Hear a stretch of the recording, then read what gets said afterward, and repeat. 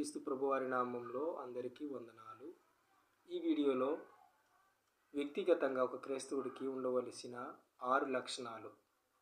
మొట్టమొదటిది యేసుక్రీస్తుపై విశ్వాసం ఉంచాలి.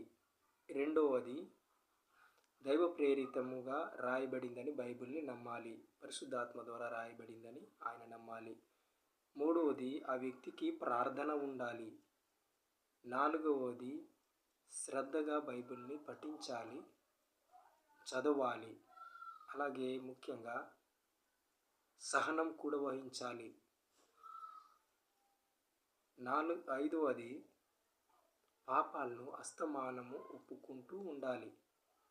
ప్రతిరోజు ఉదయం నుంచి సాయంత్రం వరకు చేసే ప్రతి విషయంలో ఒప్పుకోవాలి.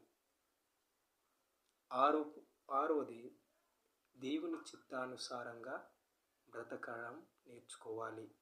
అది బైబిల్ చదువుతూ నేర్చుకోవాలి, జీవించాలి. మరి ఈ 6 లక్షణాలు ప్రతి ఒక్కరికి ఉండాలి అని నేను ఈ వీడియోలో తెలియజేస్తున్నాను. అందరికీ వందనాలు.